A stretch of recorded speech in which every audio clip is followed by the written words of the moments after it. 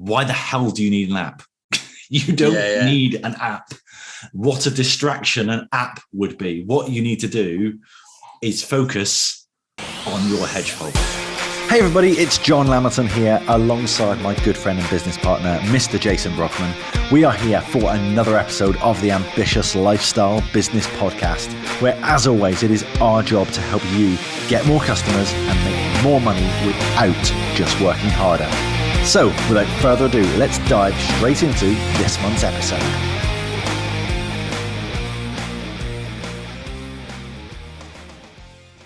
Hey everybody, welcome to another episode of the Ambitious Lifestyle Business Podcast. John and Jason here, as always.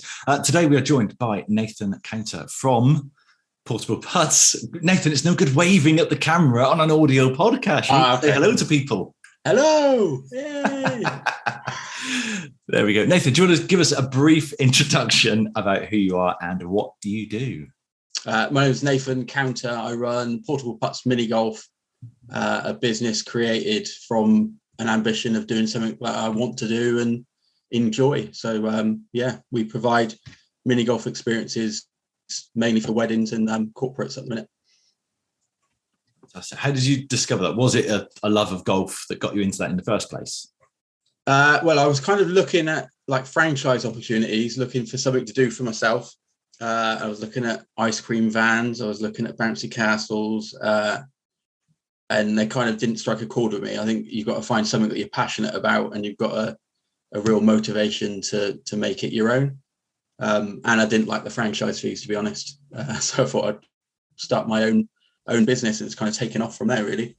But yeah, absolutely love golf. Played it as a kid. Love mini golf. Anyone can play. And I think that's kind of like the idea when I first come up with it was the fact that you can play the game with all the family, regardless of age. Yeah, I've just returned, by the way, from Portugal, where it was officially a business trip. And obviously there's lots of really nice golf courses around Vila Moura where we were staying. And there was a group of people who take their golf very seriously. And they went to the lovely, pristine courses of Vila Moura. I went and played crazy golf with a load of other people. And we had a lot more fun, I would say. Just want to point out that I did finish second. Out of 3? Out of 17 people. That's all right. That's good. Now, technically it was joint second with about 5 other people, but I'm a marketer, so I finished second. How many balls did you lose? First next year. Actually, do you know what? I didn't lose any balls. I gained balls because although they only give you a putter and a ball, the party behind us kept trying to play through by chipping the ball. They decided that going around the obstacles wasn't really working very well for them, so they decided to go over the obstacles. That's impressive with a putter. It is really quite impressive. They did manage. I mean, at one point, they managed to actually chip the ball and then catch it in the air. Wow. Fantastic. So that's some going. I'm right in thinking, Nathan, you have a day job as well, don't you? Yes. So I work for a local authority in a secure children's home. And I've been doing that for kind of 11 years now. But yeah, I enjoy it. I enjoy the interactions with the young people and the work itself. I enjoy the people that I work for. It's a nice job. And I think when you go to work and you kind of look forward to it and you like the banter and the interactions that you have with people, I think it's really important that work-life balance, really. But yeah, and kind of like the side hustle, so to speak, is the Portable Putts Mini Golf, which equally I love and I enjoy doing, but it's getting that balance between, the day job and the business that's growing. But yeah, I kind of had an experience of the part-time job becoming more or less the full-time job, and that wasn't very healthy really on the work-life balance and your family life and all that kind of stuff. And that was before the 1% Club, really, the kind of like, holy crap, this is exploding and I don't know what to do.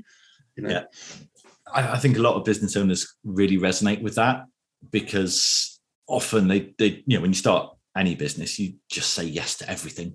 And you say, yeah, oh yeah, I can do that. Yeah, absolutely. Oh yeah, I'll take that on. Yeah, we'll launch this side project. Yeah, I can do anything for you. We of course had Neville Wright on the podcast many years ago. I think it's the fear of like losing.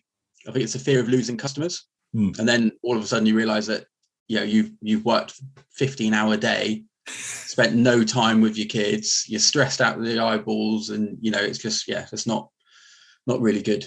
So the art of saying no is one of the takes from the 1% Club. And if it's not a hell yeah, then don't do it. Absolutely. I think we've developed about 7 different ways of just saying no to things. Yeah, absolutely. Yeah. What we would have done back in the 80s, when Grange Hill had the Just Say No campaign, we would have been all over that, wouldn't we? But before my time, John. Before your time. Excuse me, I think Grange Hill was still on until about 5 years ago, so I don't think you can claim that. Yeah. I'm interested actually, because you came in and joined our world, and I'm not really 100% sure how, because you said we went to a golf club, we went and played golf. You said, this 1% Club, you don't tell us anything about that, but I'm interested in joining, and I haven't quite made up my mind. So, and yeah, we had a round of golf. How or why did you come into our world? It was through referrals. So Ben Knight kept talking about the 1% Club, saying it would be really good for you. It was really worthwhile doing. And I kind of knew who you were. You came to my first mini golf event for 4 putts. And through like networking and stuff, people were always like referring to John and Jason and the 1% Club. And I think it was, you finally got me with all the Facebook ads and the marketing and the scrolling down, and kind of like did my own research really on what you get from it. I think like anyone, you kind of, I don't know, ultimately you look at the price and you think, well, can I afford that? I've got all these outgoings coming out, and I think the value that you get is incredible really for the money. So it's absolutely 100% well worth it. And I think the community are just great. It's my go-to place now. Whenever I've got a stupid idea or whatever, I just float it out there. And it's kind of, I think when you're self-employed or you're running your business, it's nicer to have advice from people that aren't your family. I think the value that you get from all the experience and all the knowledge is really, really good. And I think it's saved me a lot of money just on stupid ideas that I would have just gone out and purchased and developed and would have been sat in the garage doing nothing. So I think we almost every member has a story about coming to the 1% Club with an idea, because we all have these fantastic ideas, and I only need to look into my old domain name renewals to see the great ideas that I had 2 years ago that are now stupid ideas. And I realized now in hindsight that no, they were never worthwhile pursuing in any way. And I think just about every member has an experience of coming to us and saying, I've got a brilliant idea for this. Michelle is probably the one we reference the most. Michelle kind of came into the group 3 years ago. Michelle Marsden, this is, by the way, accountant, specialist in the Let Property campaign. And Michelle came to us probably about 2.5 years ago and said, right, who can develop me an app for my standard accountancy practice? And the answer she got was not, here's who can develop you an app. It was, why the hell do you need an app? You don't need an app. What a distraction an app would be. What you need to do is focus on your hedgehog. And there will be listeners to this now who will think, what the hell is John talking about with a hedgehog? Because I don't believe we've mentioned hedgehogs on this podcast before. But it has been a hot topic over the last couple of months within the 1% Club, hasn't it, Nathan? Absolutely, yeah. It's I get confused with it all because they all blend into one. Mm-hmm. So I kind of go between books and between audios, and 1 minute I'm talking about pumpkins, and next it's hedgehog, and then it's get on the bus, off the bus. It's I think identifying what you can be the best in the world at, as opposed to being average at multiple things, I think is the biggest thing for me. So my initial idea when I went to the 1% Club was targeting primary schools. I had all these grand designs of Roman themed courses and Taj Mahals, and really, it would have been epic. It would have been very costly. But I think it was a chat with Sarah, and she said that like schools just haven't got the money. And I was like, that's a bit of a realization that, for the thousands of pounds I would have invested in it, it would have taken a lifetime to get back. Yeah, exactly. It's, I think it was, I can't remember who it was now. Someone said to me once that most success long-term in business doesn't come from what you do. It comes from what you don't do. And if you could actually go back and think back over your entire business career, and this is a question for those listening at home as well, if you can go back through your entire business career and just not do 3 things, and then consider what a difference that would make to your life today, having gone back and said, let's not launch that side project that took up 6 months of our time. Let's not invest in that bloody 1-bedroom flat in Bradford. That was the bane of my life for a long, long time. Just not doing something. And actually that creates so much free headspace, as well as time, money, energy, and other finite resources. So the hedgehog you referred to just now, what are you best in the world at? It's kind of, it comes from Jim Collins' book, Good to Great. Interlocking Venn diagram. What are you best in the world at? What are you really passionate about? And what is the world willing to reward you handsomely for? So you may be really, really passionate about mini golf. You may be really, really good at developing it for schools. But if schools can't pay you for it, it's not your hedgehog. Yeah, absolutely. And I think that's helped crystallize for a lot of 1%ers what they should be working on. Now, a common problem for a lot of business owners is shiny object syndrome. And there's lots of names for this as well. Shiny object syndrome, shiny penny syndrome, squirreling, I've heard it called. Just being distracted. Oh, look, there's a bird. The hedgehog is what you should be focusing on. And that is why I have referenced this book. And for those listening on audio, I am holding up a book to the screen, which is a children's book. Apologies, by the way, to Caroline, one of our 1%ers, who bought this book. It's called That's Not My Hedgehog. It's one of the Osborne touchy-feely books. So it has some nice fluffy ears on the cover, and there's some soft velvety paws on the next page. Its nose is far too shiny. She bought this book thinking it was a serious business book. And of course, when it arrived, she then realized it's a book for 4-year-olds.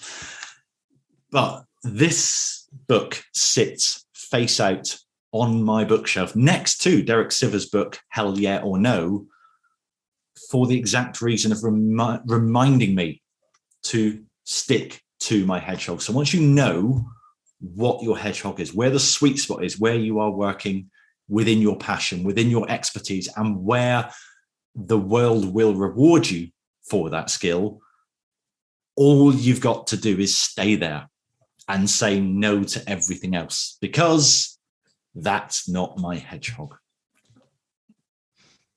There's another phrase that you've heard a lot, isn't there, Nathan? And it doesn't come from me.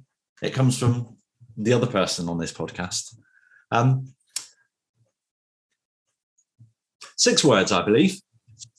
Do you know what they are? No. Will it get me a wedding? That's the one, yeah. Yeah. I have to think about that just for a moment. You said 6 words. Oh, that's easy. I think the shiny object syndrome is every now and then it reappears. So I've been looking at mascot suits and all sorts, and it's good to put a name to the thing that you do the most, really. It's one project to the next project, and then you think, oh, that would be great. And a mascot suit definitely won't get me a wedding. But yeah, I think the calls with Jason are great weekly, because I could have 50 ideas in a week and kind of spiral away with the with ideas and ambitions. And I think stick it on the could do list, and just work on your hedgehog. It's one of the things that I think sorry, I was going to say, one of the things since you've joined us is you've done a lot of gathering knowledge. I don't know how much you read before you joined 1% Club, but certainly since you've read 1% Club, you've been gathering knowledge left, right and centre. Lots and lots of different books that come up into the group, and the ones that we talk about and stuff you kind of tend to read. The best thing about that is you create that formula from the book that's going to work for you, and then take that action. And I know John's got a lot of Nathanisms to use. The signal keeps cutting in and out, so I caught most of that. I think it's Routine Machine, where you spoke about a like switching habits. So the fact that I drive in the van to work, I've got an hour drive, so audio books are on, and that kind of downtime where I'd normally be listening to 5 Live or generic music is kind of cut out. And the only difficulty I have is ideas pop into my head. I can't do anything about it whilst I'm driving, and by the time I've got to access it, they've gone, they've disappeared. So I think just finding the time to do that. I don't tend to read books. It's normally audibles. When you're doing the housework or you're driving, just stick it on.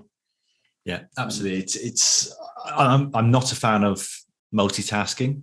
I believe multitasking is a myth, but if you are doing something passive, then you can add a routine to that. So yes, you absolutely can add listening to podcasts, listening to audiobooks whilst driving. You can't actively concentrate on both though, and this is the issue I have, and it's the reason I can't listen to audiobooks whilst driving, because I really like to focus on the audiobook, and I like to ponder, and sometimes I like to pause. And sometimes I like to take clip notes, and sometimes I need to ponder. And if I do that, I suddenly glance up at the windscreen and think, my turning was 10 miles ago. How did I get here? And I've done exactly what you said. And it was almost Exeter, where it was actually a podcast I was listening to, heard something that was amazing. Oh my God, I need to capture this. And then went, how do I capture this? I can't pull over here. Literally, where's the next services? Quick. And I just then spent the next, I think, 10 miles. I paused the podcast and I repeated this thing I needed to remember as a mantra in my head for 10 miles until I could actually stop and write it down. I think I've tried at one point, like trying to do it hands-free by, saying, okay, Google, open voice notes. It doesn't work very well. I tend to have to listen to things like 3 or 4 times. So like full speed, an audiobook will be 8 hours, and then I'll maybe listen to it a little bit quicker, and then I'll get the pen notepads out and scribble bits and little notes. But I think the biggest thing for me is like that, you talk about the Reddit, you need to put things into action really. I've been saying a long time that I need to Marcus Sheridan my website, and I haven't done it yet. And I know that I need to, answer everybody's questions, and it make my life a bit easier, because people will be ready to purchase what I offer when I tell them how wonderful it is, and these are the options, and this is all the different scenarios. It's because a different psychology, I think, to business. What I loved here, and this is where I think you have really just like embodied the 1% principles, is you've taken everything on board and you've internalized it. Because you just said there, I'm just going to Marcus Sheridan my website. And there'll be people listening to this podcast go, hang on, I thought Marcus Sheridan was a person. When did he become a verb? So you have Marcus Sheridan's the shit out of your website. I believe we've had conversations before. You've Joey Coleman'd your customers. You've turned your customers into pumpkins. You deal with hedgehogs, and you're just removing friction everywhere. So what the hell are you talking about? Well, I don't know where to start with all that. So let's talk about pumpkins first. So the Pumpkin Plan by Mike, and I can never pronounce his McAllowich. That's the one. I found really, really useful, and it kind of just talks about weeding out rotten pumpkins or pumpkins that kind of take the majority of your time and don't really kind of add value. But identifying your prize pumpkins and kind of nurturing them. And then there's a book by Joey Coleman where he talks about never losing a customer. So I kind of like combined the two, and you know, the tray of donuts that went out to my prize pumpkins was absolutely brilliant, and managed to get a lot of income back in the business for this financial year. So kind of like the Pumpkin Plan is identifying your customers that you kind of want to keep and want to nurture, and the ones that you necessarily don't. So if you know, you're talking portable putts wise, you know, schools probably are not my pumpkin, and I haven't been concentrating on marketing for those, whereas like weddings are. That was quite a realization, I think, for you, wasn't it? Because again, you almost tried to serve everybody, I think, when you first started.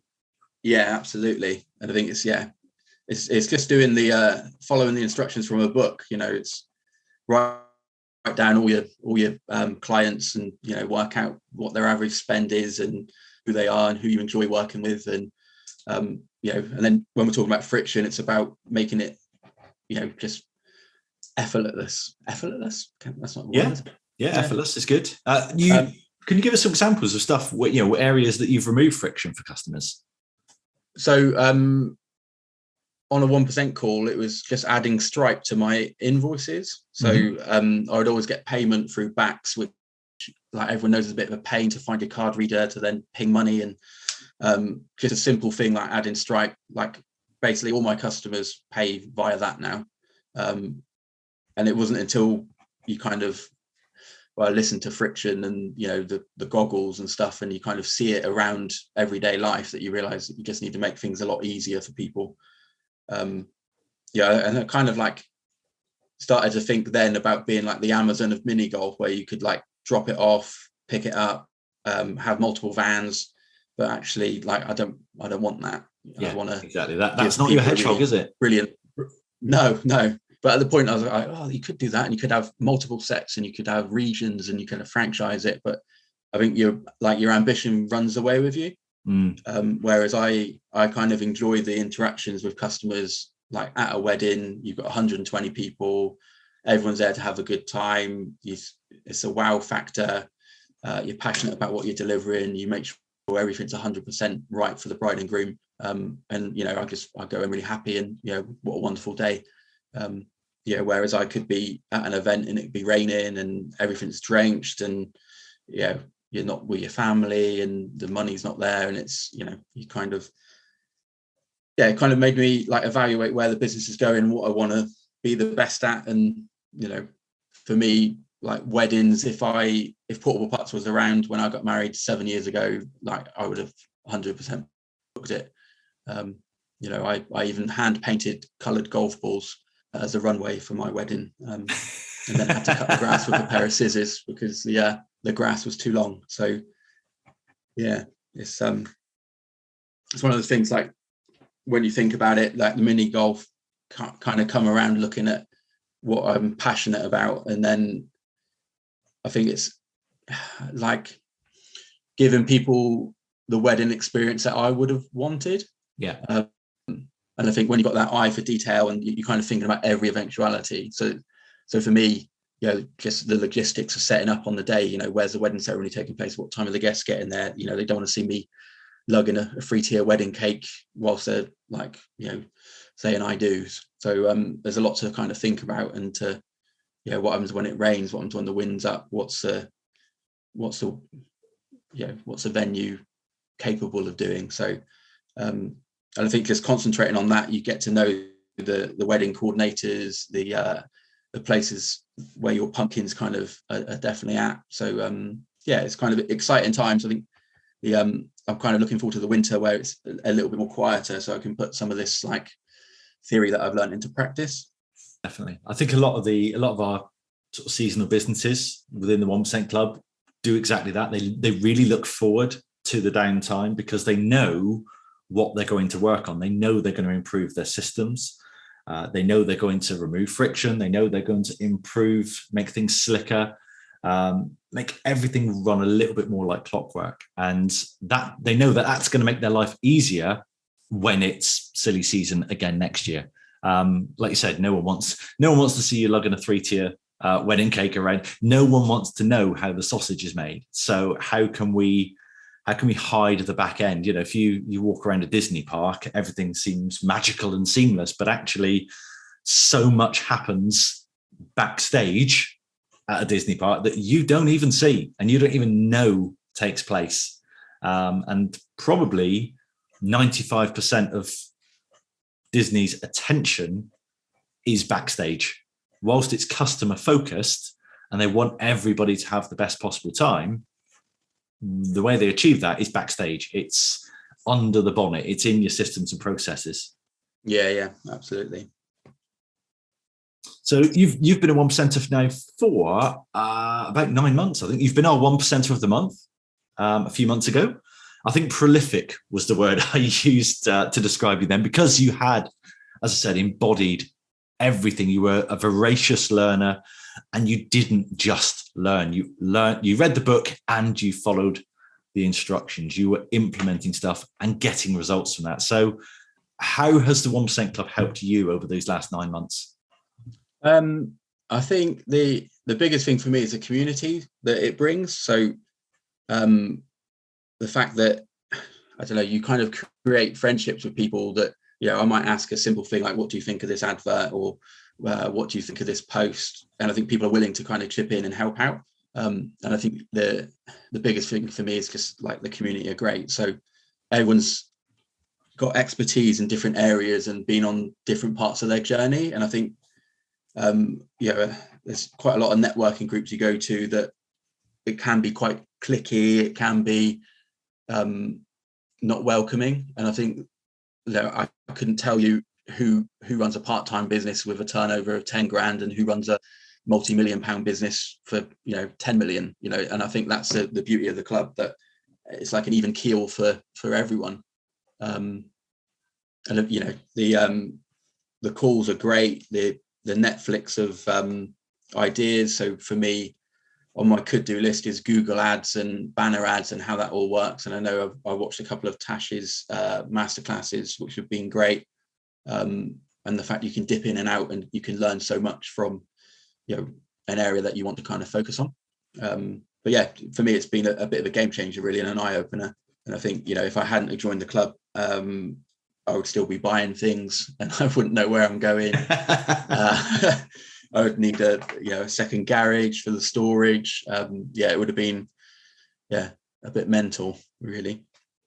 Fantastic. Yeah, that community is something we, from day one, and we've been running the 1% Club for about 5 years now, but from day one, we were adamant about the type of person we wanted within the community. I've always said it's not really a networking group, although networking does take place. It is a genuine network. It's not like your traditional networking group. Because a traditional networking group, everybody turns up to get business for themselves and to look out for themselves, look out for number one, what's in it for me. And I think we've all been to networking events, and you know the guy who turns up to work the room and just to make sure everybody's got his business card. And that's very, very old school way of growing your business. The way we work is we have a kind of, I'm going to borrow it from Plymouth Argyle, a no dickheads policy. So I'm honoured. Exactly. Well, we gave you a trial. And That's the trial. I don't know what happened, but somehow our processes didn't pick you up. But yeah, we want people who, yeah, exactly. We want people who are genuinely not in it for themselves. They are really nice people. And as you say, you wouldn't know who's running the part-time side hustle, who's a brand new business owner, and who's got 30 members of staff and a £5 million turnover, because they're all here to learn and they're all here to help.